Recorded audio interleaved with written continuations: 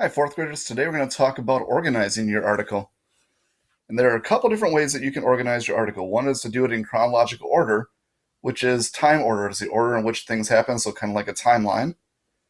You could also do a strong beginning and a strong ending because you want people to read the beginning and keep on reading it. And you want to give them something to look forward to and have a really strong ending. In the middle, it's kind of like your areas that aren't as strong, so things that are maybe a little bit boring, you can kind of put in the middle but then lead them into reading the ending.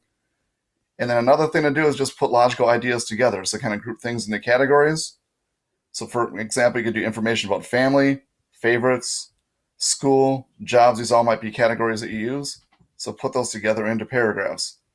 When it came to my article, I was doing it kind of based on chronological order, and I also did it by grouping things together and really did a strong beginning and ending, kind of all those things. So World War II I thought was a really good hook.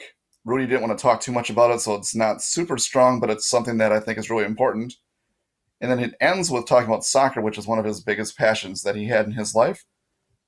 But I organized it by World War II, then talk about like what life was like in Germany, talking about the Berlin Wall getting put up, and then his transition into life in North America and America, and then talk about his love of soccer at the very end. So I kind of did mine with a combination of all these things, but I did a chronological order.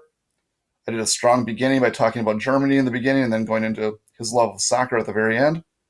And I tried to organize it by putting ideas together. So I think the big thing is on this third bullet point is really important to make sure that so you're not just jumping around talking about my family is, or the family of this person is, his mom, his dad, his brother, and his sister. Then you start talking about his favorite foods. He really likes to eat pizza. He works at this place. Oh, he also likes French fries. So you don't want to jump back and forth between ideas. You want to stick with one category. So all the information about family put together, all the information about favorites put into one paragraph, all the stuff about school, what they like, what they didn't like, put that into a paragraph, and their job. So you can organize that however you want to, but I think it's really good to put similar categories into the same paragraph or at least right next to each other in paragraphs. Again, let me know if you need any help.